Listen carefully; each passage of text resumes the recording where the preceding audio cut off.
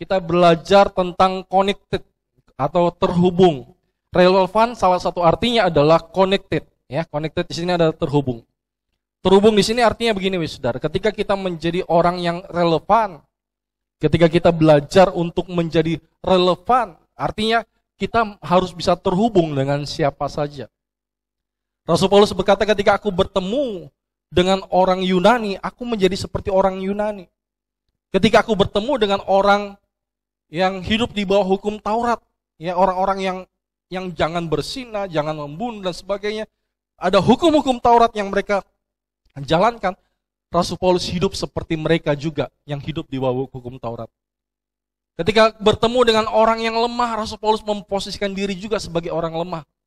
Mengapa kita perlu relevan? Kita perlu menyamakan diri kita dengan mereka. Kenapa kita perlu demikian? Untuk supaya kita, ini tujuan daripada relevan, saudara. Untuk supaya kita bisa memenangkan jiwa.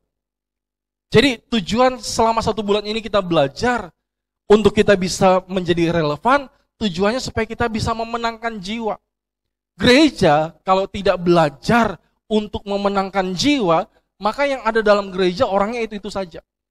Kita perlu untuk belajar itu memenangkan jiwa. Salah satunya dengan cara kita belajar untuk relevan. Tolong dibacakan di dalam 1 Korintus pasal yang ke-9, ayat yang ke-20. 1 Korintus pasal yang ke-9 ayat 20. Tolong dibacakan. Demikian firman Tuhan, demikianlah bagi orang Yahudi, aku menjadi seperti orang Yahudi. Ketika bersama dengan orang Yahudi, Rasul Paulus menjadi seperti orang Yahudi. Supaya apa? Supaya aku menenangkan orang-orang Yahudi. Supaya Rasul Paulus bisa memenangkan jiwanya orang-orang Yahudi di sana. Terus, bagi orang-orang yang hidup di bawah hukum Taurat, aku menjadi seperti orang yang hidup di bawah hukum Taurat. Sekalipun aku sendiri tidak hidup di bawah hukum Taurat, supaya aku dapat memenangkan mereka yang hidup di bawah hukum Taurat. Jadi Rasul Paulus mengatakan, meskipun aku tidak hidup di bawah hukum Taurat, saya mau ikut juga seperti mereka. Artinya dia bisa membuat dirinya menjadi relevan, terhubung, bisa dapat diterima dengan baik. Bapak Ibu Saudara, contohnya saudara ya, ada sekelompok anak-anak muda. Mereka hidup dalam kehidupan malam, ya, mereka kumpul-kumpul dan sebagainya. Kemudian kita datang pakai jas. Kemudian kita bawa Alkitab, saudara. Begitu kita datang, mereka kabur, saudara. Kenapa? Takut sama kita. Tapi ketika kita datang memakai celana jeans, ya, kemudian pakai baju kaos, kemudian kita duduk sama mereka, cerita sama mereka, mereka bisa menerima kita. Kenapa? Karena kita tahu menjadi relevan, terhubung dengan mereka. Tapi ada syaratnya adalah jangan sampai kita menjadi serupa dengan mereka. Kadang-kadang kita berpikir untuk bisa memenangkan jiwa, kita harus seperti mereka. Ada orang demi untuk supaya dia bisa menginjili anak-anak muda, supaya mereka bisa memenangkan jiwa-jiwa seperti itu, ketika lihat anak-anak muda pakai anting-anting, dia juga pakai anting-anting. Kenapa? Supaya saya relevan, supaya saya bisa sama dengan mereka. Tujuannya apa? Supaya saya bisa menangkan jiwa. Anak-anak muda di sana merokok, dia ikut juga merokok. Kenapa? Saya mau menangkan mereka. Anak-anak muda di sana punya tato, dia juga punya tato. Itu bukan artinya relevan. Relevan artinya kita tahu apa yang benar, apa yang tidak benar, apa yang boleh, apa yang tidak boleh. Jangan kita menjadi serupa dengan dunia ini. Tolong dibacakan. Roma pasal 12 ayat yang kedua. Janganlah kamu menjadi serupa dengan dunia ini. Ya, jangan menjadi serupa dengan dunia ini. Tetapi berubahlah oleh pembaharuan budimu. Ya, terus? Sehingga kamu dapat membedakan manakah kehendak Allah. Apa yang baik dan yang berkenan kepada Allah dan yang sempurna. Jadi untuk menjadi relevan kita tidak boleh kehilangan nilai-nilai. Apa yang sudah tertanam dalam kehidupan kita, kita tahu. Kita tidak boleh serupa dengan dunia ini. Ada batasan. Ada begitu banyak hal di dalam dunia ini yang tidak semua kita bisa terapkan dalam kehidupan kita. Kita tahu apa yang benar, apa yang tidak baik. Kita tahu, kita bisa membedakan semuanya, Bapak Saudara. Makanya kita perlu untuk menjadi terhubung. Kita adalah makhluk yang Tuhan ciptakan tidak sendiri. Makanya Tuhan ketika menciptakan Adam dan Hawa di Taman Eden, Tuhan mengatakan kepada, ya di dalam ayatnya, di dalam Kejadian pasal yang kedua, ayat 18 dikatakan, ya bahwa tidak baik kalau manusia seorang diri saja. Jadi menyendiri itu tidak baik, sendiri itu tidak baik. Kita perlu orang lain. Kenapa? Karena kalau satu yang jatuh, ada yang mengangkat. Ada yang lemah, ada yang menguatkan. Ya, makanya di dalam pengkhotbah katakan, ya, berdua lebih baik daripada seorang diri. So, kalau ada satu yang jatuh, ada yang lain yang bisa mengangkatnya. Makanya Bapak Saudara, di dalam pelajaran tentang relevan ini kita belajar untuk saling terhubung, saling terkoneksi satu dengan yang lain. Saya umpamakan Bapak Saudara seperti sebuah handphone yang mahal. Bapak Saudara beli handphone harga 20 juta. Tapi kalau handphone itu tidak punya terkoneksi dengan jaringan wifi atau paket data yang ada dalam handphone itu tidak aktif, maka handphone itu tidak akan bisa ada gunanya. Demikian juga kita, sehebat-hebatnya kita, sepintar-pintarnya kita. Begitu kita diurapi luar biasa, tapi tidak punya teman. Kita eksklusif, tidak pernah keluar, tidak pernah menyatakan kabar baik, tidak pernah memberikan jawaban untuk dunia ini. Kita tidak pernah untuk bagaimana cara kita bisa terhubung satu dengan yang lain. Maka kita menjadi seperti handphone yang tanpa wifi dan tanpa paket data tadi. Tidak ada gunanya. Ya, semahal-mahal apapun kalau tidak ada wifi atau paket data, tidak ada gunanya. Begitu juga kehebatan kita.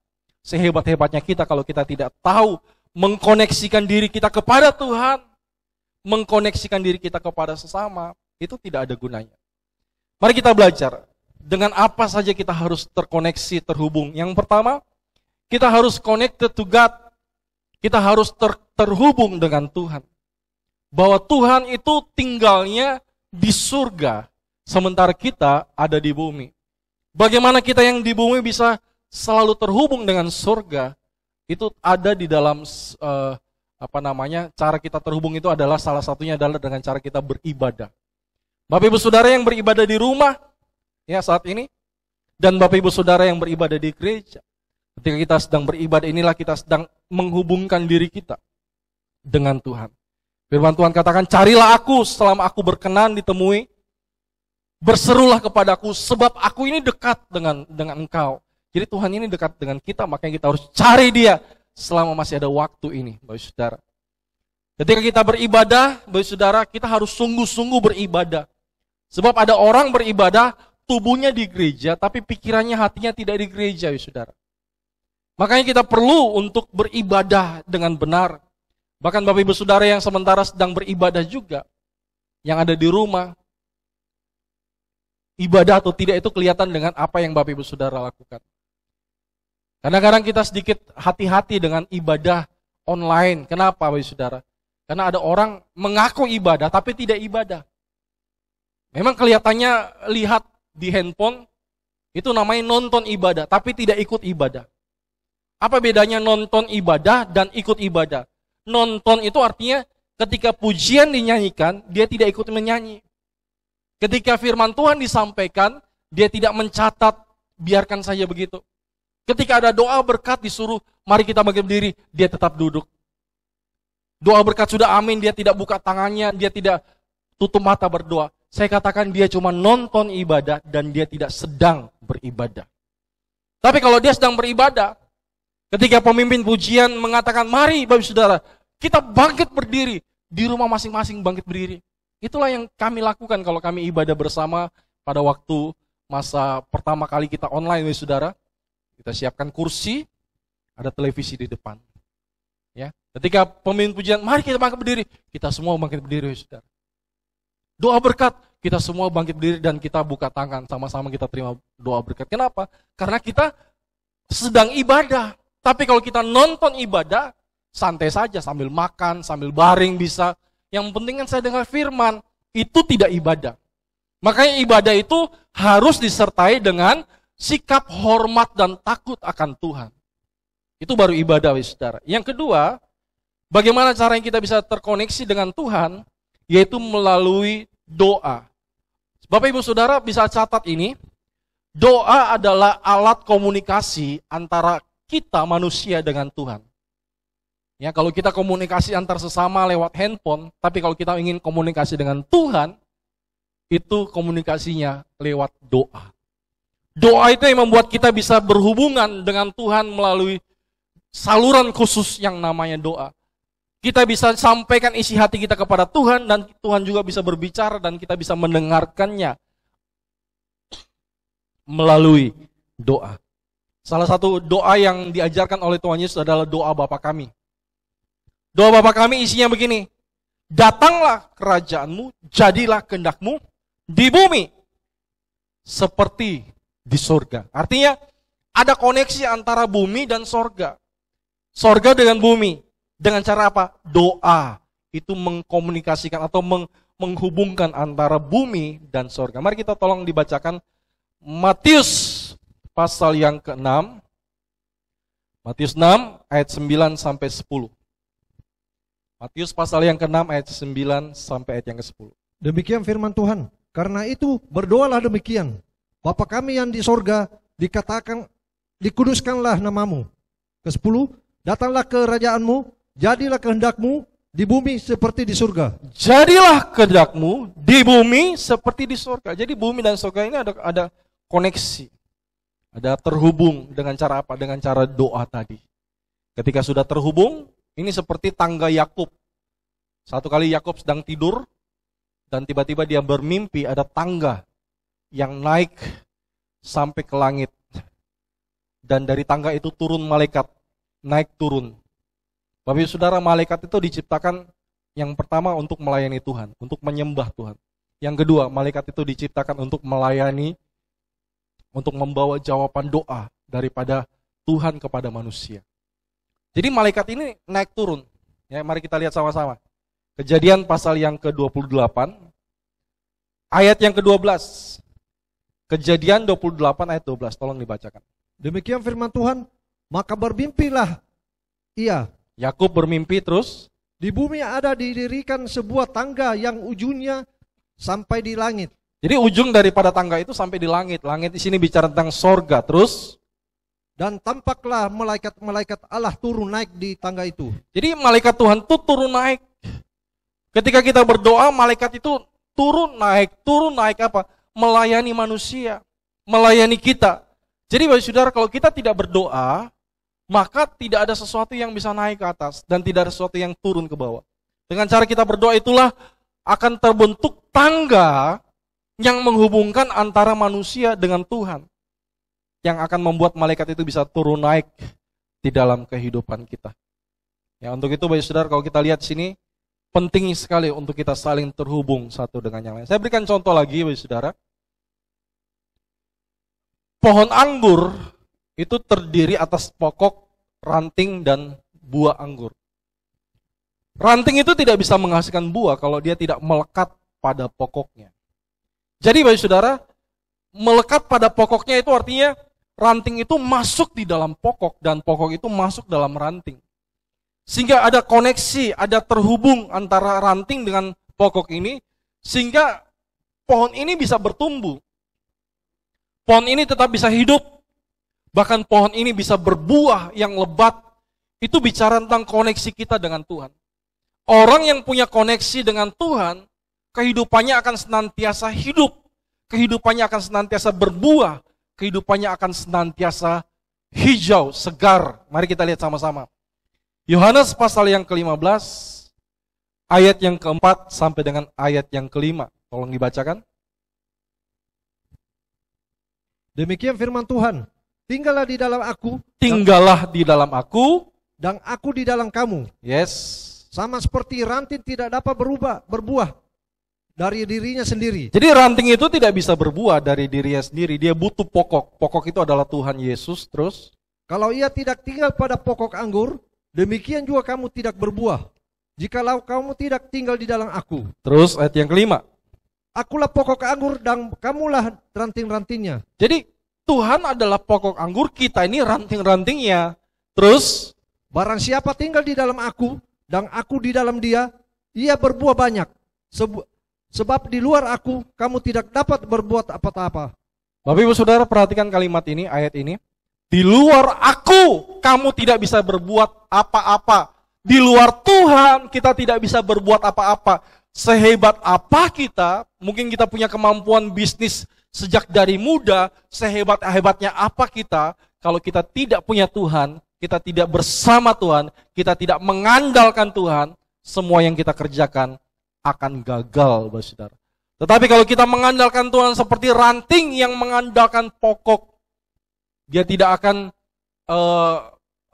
bisa hidup tanpa pokok. Artinya dia sangat membutuhkan Tuhan.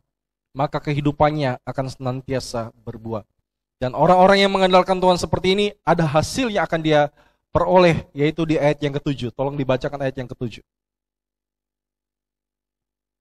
Demikian firman Tuhan, jikalau kamu tinggal di dalam aku, jikalau engkau tinggal dalam aku, kata Tuhan, dan firmanku tinggal di dalam kamu. Ada firman yang tinggal dalam kehidupan kita. Jadi firman itu tidak masuk kiri, keluar kanan, tapi tinggal dalam hati kita. Terus, mintalah apa saja yang kamu kehendaki, dan kamu akan menerimanya. Jadi firman Tuhan katakan, mintalah apa saja. Jadi orang yang tinggal dalam pada Tuhan, kita mengandalkan dia seperti ranting yang mengandalkan pokok. Orang yang hidup itu diberkati. Kemudian ayat yang ke-8 kita baca. Tolong dibacakan ayat 8, Yeremia 17 ayat 8. Demikian firman Tuhan, ia akan seperti pohon yang ditanam di tepi air. Terus, yang merambahkan akar-akarnya ke tepi batang air. Iya. Dan yang tidak mengalami datangnya panas terik. Yang daunnya tetap hijau. Yang tidak khawatir dalam tahun kering. Dan yang tidak berhenti menghasilkan buah. Bapak Ibu Saudara perhatikan ini. Yang tidak khawatir dalam tahun kering. Bapak Ibu Saudara, kita mengerti ada 4 musim. Kalau di Indonesia cuma 2 musim, musim panas dan musim hujan, ya, musim kemarau dan musim hujan. Tapi kalau di luar negeri, ya, di barat sana, di Amerika, ada 4 musim. Kalau 4 musim ini ada masa-masa kita tidak bisa menanam dan tidak bisa menuai. Apalagi kalau musim dingin, ya, musim dingin itu musim salju. Mau tanam apa, Saudara? Tidak ada yang bisa tumbuh. Jadi kapan waktunya menanam? Pada waktu musim, ya, musim summer itu, ya, musim panas.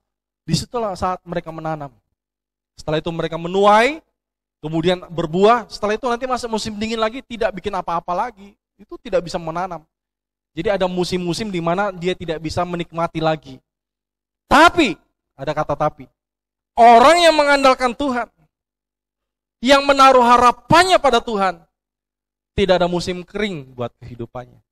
Kapanpun selalu menghasilkan buah. Kapanpun buah akan senantiasa berbuah. Artinya begini, Saudara. Kadang-kadang kita berkata, ya maklumlah, toko lagi sepi. Maklum bisnis ini lagi tidak terlalu ramai. Kenapa? Ini kan tanggal tua. Kalau tanggal muda, toko selalu ramai. Kalau tanggal tua, memang beginilah keadaannya. Sudah pasti kurang, biasa tidak ada pembeli dan sebagainya. Itu karena tanggal tua. Bagi orang yang mengandalkan Tuhan, tidak ada tanggal tua buat kehidupannya. Ya, meskipun sudah tanggal tua, mau orang belum gajian sekalipun, berkat akan senantiasa mengalir bagi orang yang terus mengandalkan Tuhan. Tidak akan mengalami tahun kering. Itu yang maksudnya dalam ayat ini, Saudara, supaya kita bisa mengerti. Makanya penting sekali kita terhubung. Bisa tidak ada pohon yang hidup tanpa pokok? Misalkan, Saudara, ya, saya berikan contoh. Ini tadi yang bisa tercabut, ya. Nah ini, saya berikan contoh. Ranting ini bisa tidak hidup tanpa pokok. Ini pokok di bawah, ini ranting. Bisa tidak? Apakah dia bisa hidup? Ya, kelihatannya dia hidup. Ketika kita cabut, kita potong, kita jauhkan dari pokok, dia hidup tidak? Kelihatannya hidup. Masih segar, daunnya tetap hijau, ya, batangnya dan sebagainya masih segar, kelihatannya masih hidup. Tapi itu cuma saat itu juga. Coba tunggu 2-3 hari kemudian, daun-daunnya sudah mulai layu. Ya, ini tidak warna hijau lagi, mulai coklat. Batangnya sudah mulai kering. Itu adalah gambaran daripada kehidupan kita yang kelihatannya tidak ke gereja, kelihatannya tidak berdoa, kok masih diberkati. Orang itu tidak berdoa, kok masih diberkati. Kok dia masih bisa buat banyak hal. Tunggu waktunya saja. Memang kelihatannya masih bagus, tapi akan tiba waktunya orang itu akan mengalami masa kering dalam hidupnya. Kenapa? Karena dia jauh daripada pokok. Saya berikan contoh. Bapak Ibu Saudara pernah lihat tidak ayam yang ketika dipotong lehernya, ayam itu masih bisa lari. Ayam itu masih bisa bergerak tanpa kepala. Bisa Bapak Ibu Saudara, tapi tidak lama. Nanti ada satu waktu di mana ketika dia terus berlari, dia sudah mulai kehabisan darah, tidak punya kepala, dia lari tidak jelas karena tidak punya kepala. Akhirnya apa? Akhirnya dia lama-lama kelamaan lemas dan mati. Kepala ini bicara tentang Tuhan. Gereja jangan sampai tidak terhubung dengan kepala. Gereja adalah tubuh Kristus, kepala gereja adalah Tuhan. Makanya kepala dengan tubuh ini harus senantiasa terhubung. Kalau ada gereja yang jalan tanpa kepala, seperti ayam yang jalan tanpa kepala, lama-kelamaan gereja itu akan mati. Lama-kelamaan gereja itu akan tambah lemah dan tidak ada kegiatan, tidak ada kehidupan. Makanya gereja Tuhan, setiap kita harus nantiasa mengandalkan kepala daripada gereja.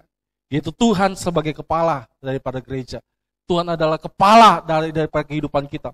Dia adalah yang mengendalikan seluruh kehidupan kita. Yang pertama tadi adalah connected to God.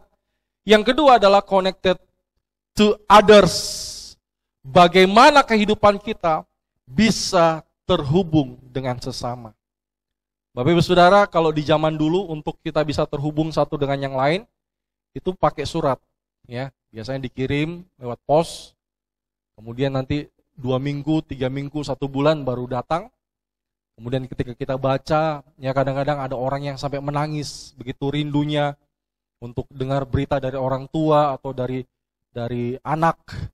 Itu mereka saling komunikasi lewat surat, karena pada waktu itu belum ada HP, belum ada ya apa yang cepat ya. Sekarang tidak lagi laku suratnya, sudah bukan zamannya, sudah tidak relevan lagi Saudara.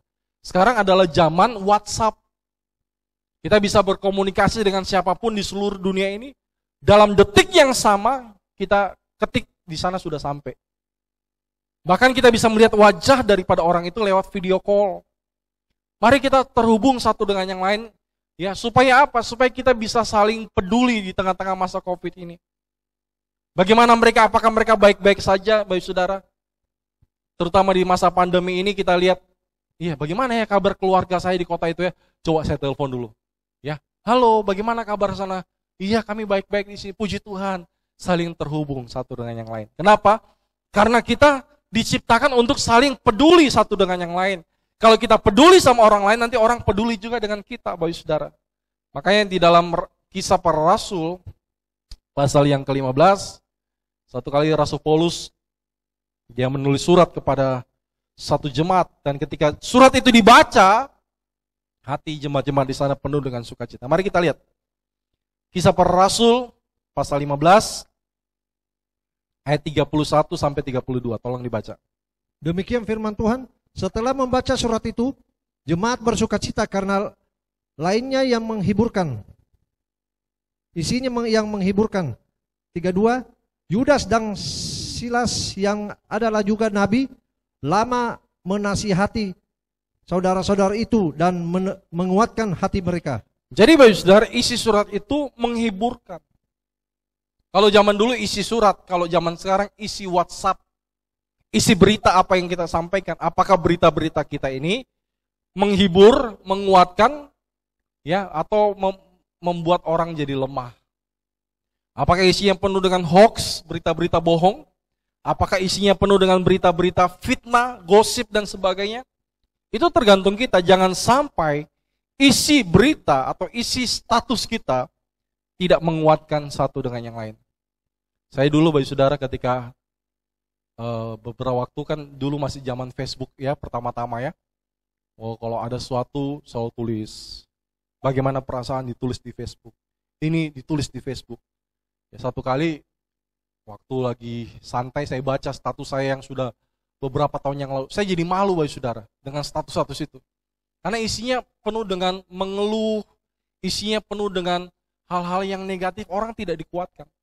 Tapi setelah 10 tahun terakhir ini, kalau saya melihat seluruh status, biasa kan Facebook selalu mengingatkan status 10 tahun yang lalu, ya, yang dibuat, itu semua status itu menguatkan. Artinya, sudah 10 tahun ini, saya coba untuk menguatkan orang lain. Bayangkan ya saudara, kalau di dalam Facebook kita berteman dengan 1.000 orang. Ada 1.000 orang yang kita kuatkan dengan status kita. Ya, makanya ya saudara penting sekali. Pada waktu kami menghadiri ulang tahun Ibu Gembala di Duriasi, Ibu Nancy dia bersaksi. Ya, dia ulang tahun, kemudian mamanya ada kirim surat. Ya, saya pikir, wah ini sudah tidak zaman surat, tapi mamanya kirim surat. Tapi suratnya ini dikirim lewat WA. Ya, jadi Ibu Nancy dia bacakan suratnya di depan kita semua. Ya, boleh tidak saya bacakan? Boleh. Ya, kemudian dia bacakan. Untuk anakku, ya, Nancy Dutawati Kasoa, yang saya cintai. 9 bulan 10 hari saya, bahasanya seperti itu, 9 bulan 10 hari saya mengandung engkau.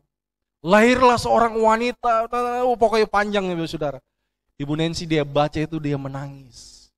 Bagaimana mamanya yang sudah jauh di sana mengucapkan selamat ulang tahun dengan bahasa itu orang tua yang zaman-zaman dulu, tapi merasakan begitu besar perjuangan untuk melahirkan Ibu Nancy. Bayangkan saudara, isi surat itu bisa buat orang menangis. Isi surat itu bisa menguatkan orang lain. Begitu juga kalau hari-hari ini kita bisa mengirimkan WhatsApp kepada saudara-saudara kita yang seiman, apalagi ada saudara-saudara yang kita tahu sakit, ada saudara-saudara yang mungkin mengalami kecelakaan, kita kuatkan mereka dengan isi WhatsApp, tetap kuat ya, tetap semangat ya, hadapi ini bersama dengan Tuhan. Kita rindu kalau kita lagi mengalami masalah, kita mau datang orang yang menguatkan.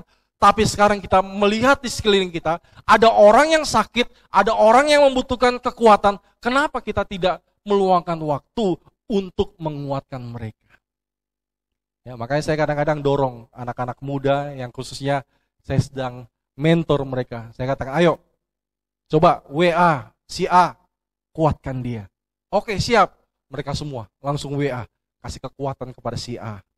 Kenapa? Karena itulah pentingnya isi pesan kita harus bisa menguatkan satu dengan yang lain. Tolong dibacakan di dalam Ibrani pasal yang ke-10, ayat yang ke-24-25. Ibrani 10 ayat 24-25.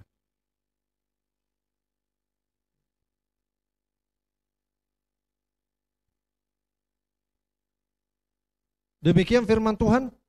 Dan marilah kita saling memperhatikan supaya kita saling mendorong dalam kasih dan dalam pekerjaan baik. Marilah kita saling memperhatikan. Saudara, jangan kita cuma mau diperhatikan, kita tidak mau memperhatikan. Saling itu artinya masing-masing. Kalau saya perhatikan Pak Rudi juga perhatikan saya. Itu namanya saling. Kalau cuma saya perhatikan Pak Rudi tidak perhatikan saya, itu tidak saling. Saling itu artinya ada timbal balik. Ya, kita perhatikan orang lain juga nanti akan ada yang memperhatikan kita. Hendaklah kita saling memperhatikan. Kemudian ayat 25. Janganlah kita menjauhkan diri dari pertemuan ibadah kita, seperti dibiasakan oleh beberapa orang. Tetapi marilah kita saling menasihati dan semakin giat melakukannya. Kita semakin giat saling menasihati, menguatkan. Terus semakin giat melakukannya menjelang hari Tuhan yang mendekat. Ini hari Tuhan sudah dekat sekali, saudara. Kedatangan Tuhan Yesus sudah tidak lama lagi. Makanya penting sekali kita saling terhubung dengan Tuhan, terhubung dengan sesama, supaya kita saling menguatkan. Ya, mungkin ada usaha daripada teman-teman gereja atau saudara kita yang sedang mengalami kemerosotan. Ya, kita WA dia, kita tanya bagaimana, iya sedang lagi tidak terlalu rame. Oke, kami doakan ya supaya usahanya diberkati. Cuman kata begitu saja ya saudara, itu yang di sana yang baca, puji Tuhan. Di dalam masa sulit seperti ini ada yang perhatikan saya, aduh terima kasih Tuhan. Itu penting sekali ya saudara. Ya, untuk kita saling menguatkan satu dengan yang lain. Jangan kalau orang punya masalah kita gosipi kemana-mana. Kamu tahu tidak dia punya masalah, wah begini. Justru orang itu ketika dengar semakin lemah. Marilah kita saling menguatkan menjelang kedatangan Tuhan Yesus yang kedua kali.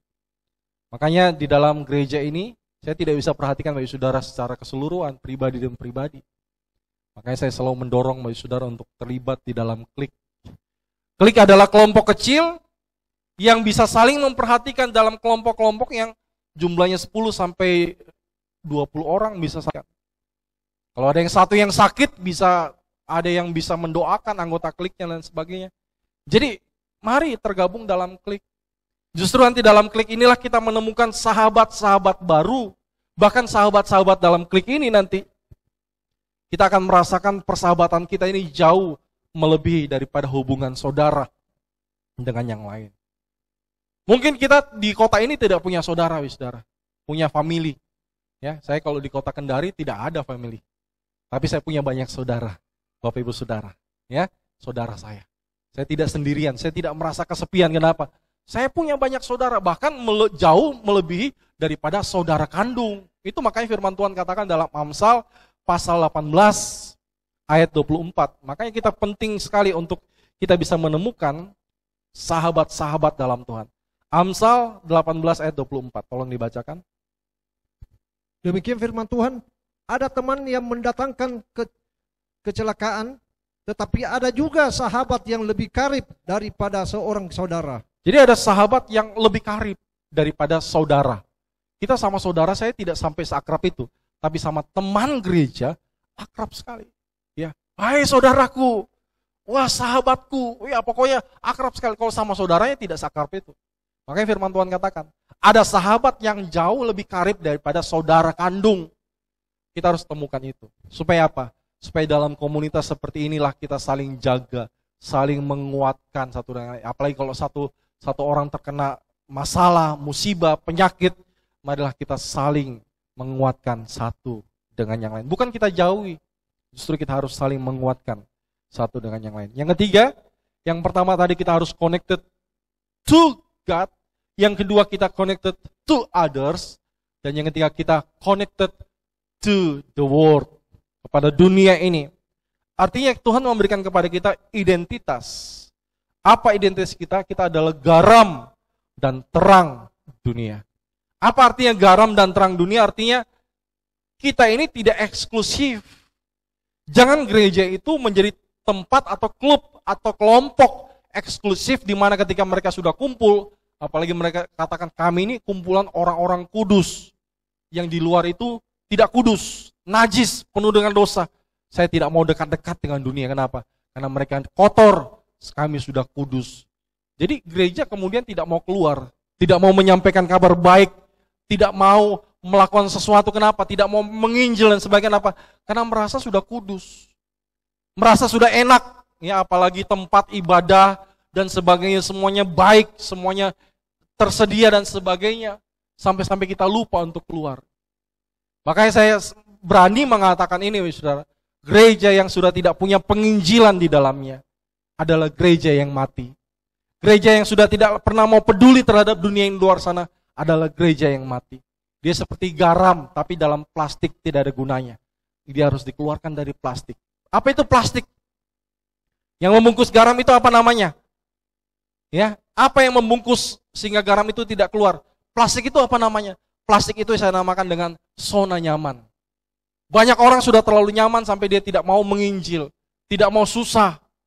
Ya, kalau mau mission trip atau penginjilan, cari yang enak. Kalau jalan kaki saya tidak mau. Saya sibuk, kasih yang lain saja. Tapi kalau enak di sana, ada tempat jalan-jalan di sana, enak nyaman, baru dia mau pergi. Ya, itu bukan hati misi. Hati misi adalah dimanapun kita harus pergi, kapanpun kita harus siap. Makan apa yang ada di sana kita harus siap, saudara. Kita harus melatih kehidupan kita seperti itu. Satu kali Tuhan Yesus, dia mengajak Petrus, Yakobus, dan Yohanes untuk pergi berdoa di satu bukit. Ketika sedang berdoa, di saat itulah wajah Tuhan Yesus berubah. Wajahnya berkilau, begitu terang, bercahaya. Dan di saat itu apa yang terjadi, saudara? Dalam kemuliaan Tuhan yang begitu luar biasa, ya, nampaklah Musa dan Elia di dalam hadirat Tuhan itu, dalam kemuliaan itu. Kemudian Petrus katakan kepada Tuhan Yesus, kita bangun tenda, satu buat Tuhan Yesus, satu buat Musa, satu buat Elia. Kita tinggal di sini saja. Sungguh indah tempat ini, kita nggak usah kemana-mana, di sini saja. Kadang-kadang kita sudah menikmati keindahan, kenyamanan atau sesuatu yang baik di dalam gereja dan sebagainya sampai kita lupa untuk kita keluar. Kita lupa untuk jadi berkat, kita lupa untuk menjangkau jiwa dan sebagainya. Mari Bapak Saudara, kita harus peduli terhadap orang-orang yang di luar sana. Apalagi sekarang masa pandemi COVID-19 ini, banyak orang stres, banyak orang susah. Gampang sekali kita bisa masuk kepada mereka. Gampang sekali kita bisa menjadi jawaban buat mereka karena sedang ada masalah. Dan masalah ini masalah global, semua orang sedang mengalami masalah. Kita gampang masuk, kita bisa jadi berkat buat banyak orang. Mari kita lihat sama-sama ayat terakhir, Matius pasal yang ke-17, ayat 3 sampai ayat yang ke-4. Matius 17 ayat 3 sampai 4. Demikian firman Tuhan, maka nampak kepada mereka Musa dan Elia sedang berbicara dengan dia. Keempat, kata Petrus kepada Yesus, Tuhan, betapa bahagianya kami berada di tempat ini. Jadi kami bahagia sekali di tempat ini Tuhan. Terus, jika engkau mau, biarlah kudirikan di sini 3 kemah. Satu untuk engkau, satu untuk Musa, dan satu untuk Elia. Jadi Petrus katakan, kita nggak usah kemana-mana, di sini saya terus, nggak usah kemana-mana. Sudah begitu indah bahagia kami di sini. Tuhan Yesus katakan tidak, kita harus turun. Di luar sana masih ada begitu banyak jiwa-jiwa yang butuh untuk dilayani. Kita jangan sampai sudah menikmati hadirat Tuhan, kita sudah menikmati segala yang luar biasa sampai kita tidak mau lagi untuk jadi berkat. Itu salah. Mari Saudara, kita harus pergi. Ya. Kita harus bisa menjadi jawaban. Ya, satu kali Tuhan Yesus katakan begini, pada waktu aku lapar, engkau tidak kasih aku makan. Pada waktu aku telanjang, engkau tidak kasih aku pakaian. Kemudian mereka bertanya, kapan Tuhan engkau telanjang? Kapan Tuhan engkau kelaparan? Saya tidak pernah lihat. Tuhan katakan, ketika engkau melakukan kepada satu orang yang hina ini, kamu sudah melakukannya buat aku. Baik saudara, sepanjang malam sampai tadi pagi, saudara, sebelum ibadah pertama, suara ini terus bersuara di dalam hati saya. Saya itu kalau ada sesuatu yang Tuhan ingin sampaikan, itu begitu. Nggak akan bisa lupa, saudara. Tapi kalau hal itu bukan yang dari Tuhan, saya sudah lihat, wah ini bagus nih, kalimat ini bagus. Ini bisa dihotbahkan. Waktu besok pagi mau disampaikan, saya lupa, saudara. Karena bukan dari Tuhan, tapi dari saya lihat ini bagus. Tapi kalau dari Tuhan, saya mau coba lupa tidak bisa. Terus, teriang-iang terus, saudara. Terdengar terus dalam hati dan pikiran saya. Apa ini kalimat yang Tuhan katakan? Yang Tuhan katakan begini, sampaikan kepada jemaat Tuhan. Jangan tunggu uang banyak dulu baru mau jadi berkat. Jangan tunggu kita harus kasih makan 100 orang, 50 orang, baru kita mau kasih makan orang. Walaupun 1 orang saja kita kasih makan, kita sudah jadi berkat bagi 1 orang hari ini. Bisa tidak, saudara? Kalau kita kasih makan hari ini, kita kasih makan 100 orang, bisa tidak? Ada yang bisa, ada yang tidak bisa. Saya tidak punya uang, tunggu saya banyak berkat dulu baru saya bisa lakukan. Tapi kalau kasih makan 1 orang bisa tidak? Bisa. Bahkan anak muda sekalipun yang uangnya tidak terlalu banyak, bisa untuk kasih makan 1 orang. Jadi jangan tunggu uang banyak, jangan tunggu posisi yang bagus, baru kita mau jadi berkat. Sekaranglah waktunya bertindak. Berapapun itu juga kita bisa jadi berkat.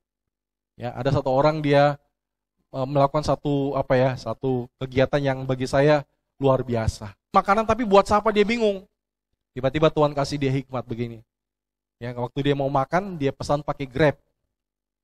Ketika dia lagi pesan aplikasi, tiba-tiba Roh Kudus bilang begini, pesan 2. Ya, untuk siapa Tuhan? Kasih nanti abang Grab-nya itu kasih. Kamu pesan buat kamu, pesankan dia juga. Oke, dia taat, dia pesan 2. Datanglah makanan itu. Ketika sudah datang, Grab-nya mau pulang, Pak, tunggu Pak. Ini 1 buat Bapak. Kenapa bisa? Ini Bapak, ini untuk buat, wah senang sekali. Mungkin hari itu, mungkin pelanggannya kurang, saat itu mungkin dia sedang lapar, dan saat itu dia sudah jadi jawaban untuk 1 orang. Mari wahai saudara. Jangan tunggu banyak uang dulu baru kita mau jadi berkat. Jangan tunggu kaya dulu baru kita mau membagi. Jangan tunggu kita punya pangkat yang tinggi baru kita mau menjadi berkat. Sekaranglah waktunya kita bisa jadi berkat buat banyak orang. Tuhan mau memberkati saudara. Mari kita datang kepada Tuhan. Haleluya.